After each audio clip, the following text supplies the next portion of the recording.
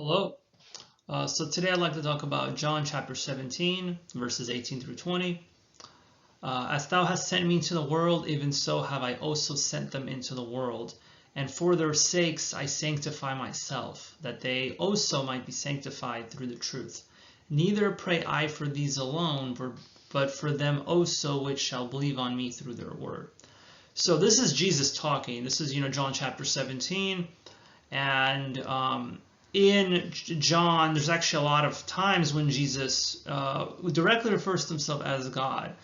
And here, in particular, he's talking to God himself. And so, Jesus talking to God saying, you sent me into the world and I'm making disciples of, these men, Paul and the apostles. So, and he's training these disciples. So this is Jesus himself. And he's like, I'm training these disciples. And then in the future, they'll be training others. So those apostles are going to go out and they're going to train others. And that's how the church is supposed to grow. Now, because Jesus knew he was going to be gone. Jesus knew. The apostles didn't. They were really confused, distracted. Even though they've been with him for 3 years, they didn't understand all the implications that Jesus was going to be gone, and they didn't understand the kingdom of God, or the king. They didn't understand that concept of the kingdom of God, that it wasn't going to be a physical kingdom on earth in Israel. So despite all their confusion, they eventually got right. In Acts, they went out, they made disciples. So that's our calling. That's what's called the Great Commission. That's what a lot of people refer to as the Great Commission at the end of Matthew. To go out and make disciples of all men. So Jesus himself did that. He was making disciples. So as I said a few videos ago, it's important to have good leaders. Leadership is very important. When you have bad leadership, things can fall apart very quickly. When a pastor retires and he passes on the torch to someone else, if he did not train a good man to replace him, that next pastor, he might not be as good, and he's going to run the church in the ground. So it's very easy for a movement or any kind of organization, not just churches, to fall apart if given over to bad leadership. That's why it's very important, very crucial to pick good leaders. Now, that's part of discipleship. You go out, you spread the gospel. You're trying to get people saved. But also, once they become Christians, you need to disciple them. Otherwise, you're going to have a whole bunch of weak Christians running around, which is exactly the situation we're in right now in the world, particularly in America. We have a lot of weak Christians running around that don't really know the Bible, don't know anything. In fact, they're dangerous because there's a lot of false information out there, and they've been lied to and deceived, and they're spreading their false information. They know literally nothing about the Bible, but they act like they do. That is very unfortunate. A long time ago, I think I already made a video about the Dunning-Kruger effect, where people think they know something, but they really don't. That's very common in Christianity. So it's important to have good leadership, good God-fearing leadership, and make good disciples. So disciple well, train up Christians so that they go out and they can make more. It's exponential. You have spiritual children, people that you've poured time into, effort. So that's the work of a pastor. It might not be very extravagant, but if they've been preaching for many years, there might be young men and women looking up to them and that have grown under their preaching and decide to go out on let's say, go on the mission field, become a missionary. And even if they don't, they can still do a lot of other things. Not everybody has to be a missionary. That's actually a very small percentage of Christians, but everybody can be a missionary at home. Everybody can do something. God gave you talents, and you could use those talents in some way. So that's what's important to disciple. It's exponential growth. Very important concept in math. Exponential growth. A lot of people don't understand how powerful exponential growth is.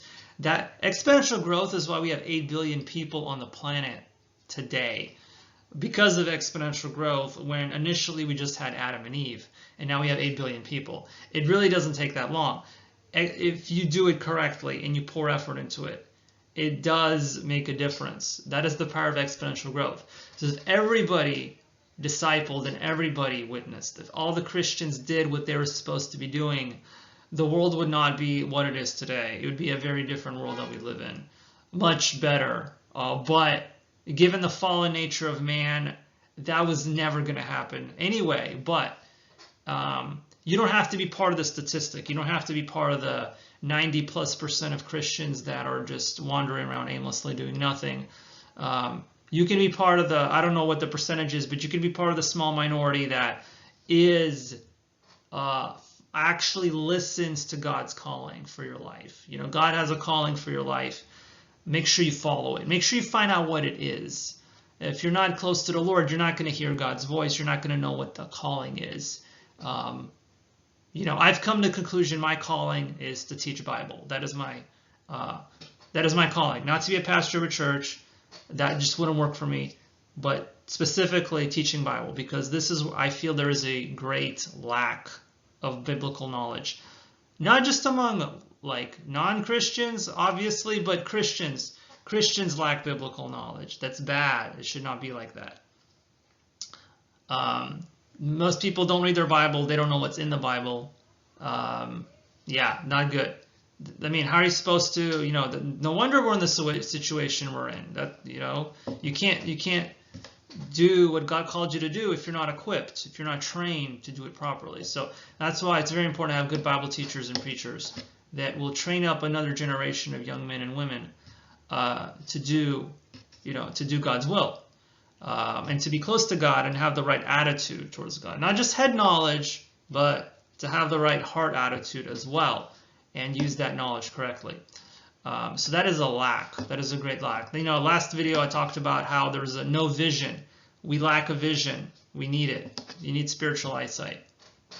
So that's why God, you know, Jesus himself was discipling. We're the next, you know, we're gonna follow up with that. You need to disciple someone, and even if it's just one person, you never know. Like Billy Sunday, for example. Let me give you an example. Billy Sunday was a great preacher. Many people got saved under his preaching. Billy Sunday. He was like drunk, and he was like at a rescue mission. Like he was not doing too well in his life, and he heard some preaching from someone, and he got saved, and he became an amazing preacher. A lot of people got saved under him. I don't know the name of the person that led him to the Lord. It's written somewhere. I don't remember who it was. It's some person that's not even famous. So someone forgotten by history, practically, is responsible for leading Billy Sunday to the Lord. So you get to take part in that. So that person never got the credit for it, but still, in heaven, that person is directly responsible for possibly tens of thousands or hundreds of thousands, who knows how many people got saved down the road, because this one person preached to and saved Billy Sunday. And so it's you don't know the effect you're going to have. Like you might think you're doing something not very important, but it could have a very powerful, lasting effect. Unfortunately, the reverse is also true. When one person can do a lot of damage too. So you want to make sure God is you are doing good things for God's kingdom and not working against God's kingdom, which unfortunately is also quite common. We have a lot of Christians working against God's kingdom. So anyway, I've said a lot. See you next time.